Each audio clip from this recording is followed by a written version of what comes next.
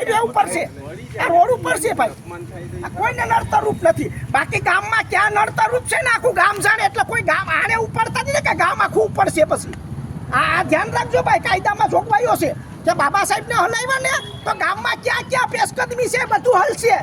એટલે વિવાદમાં ન આવો. અને આ એક આ વસ્તુ છે એને થાળે પાડો, ભાઈચારાનો વ્યવહાર રાખો. હું આની પહેલાંય પણ હું લડીને ગયો છું અને કહીને ગયો છું કે મારે ગામ મારે કોઈ હારે વાંધો નથી, પણ જે વ્યક્તિઓ ઈશારા કરે છે ને ગામને ભડકાવે છે ને એની હારે આપણે વાંધો છે.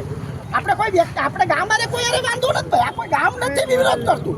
અમારા નશા પૈસા 2-5-25 માણસો છે ને એ ગામને ગેરમાર્ગે દોરી રહ્યા છે. પણ આ બાબા સાહેબનું બાવલું છે.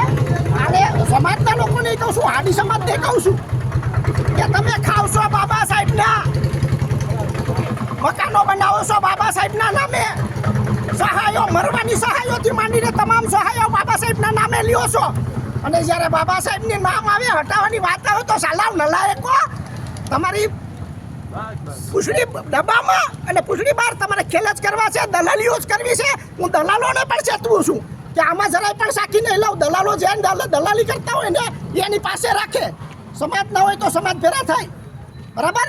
અને આ બાબા સાહેબનું કાર્ય છે, કોઈ એક વ્યક્તિનું કામ નથી ભાઈ. એટલું કઈ વીરમું છું. જય હિન્દ, જય ભારત, જય સંવિધાન.